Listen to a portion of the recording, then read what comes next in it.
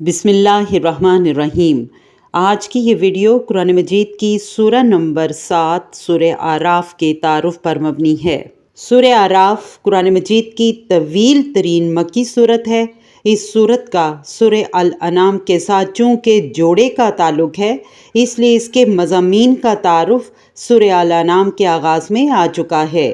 وہاں پر تذکیر بالآلاء اللہ اور تذکیر بایام اللہ کے فلسفے پر بھی تفصیلی بحث ہو چکی ہے، اور دونوں صورتوں میں مضامین کی اس تقسیم کا ذکر بھی ہو چکا ہے کہ سورہ انعام میں تذکیر بالآلاء اللہ پر زور ہے، جبکہ سورہ اعراف میں تذکیر بایام اللہ پر۔ موضوعات کی ترتیب۔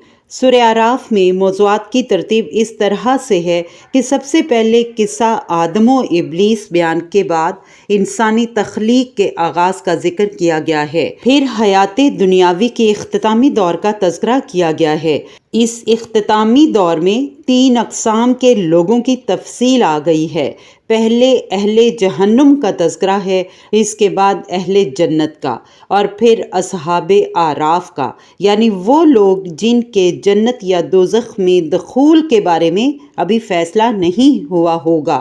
اس طرح حیات انسانی کی ابتدا اور اس کے انتہا کے تذکرے کے بعد حیات انسانی کے درمیانی دور کا تذکرہ تذکیر بایام اللہ، انبیاء اور رسل اور ان کے قوموں کے حالات کے طور پر آ گیا ہے، جو اس صورت کے مضامین کا عمود یعنی مین تھیم ہے۔ اسی کے ساتھ یہ ویڈیو یہیں اختتام پذیر ہوتی ہے۔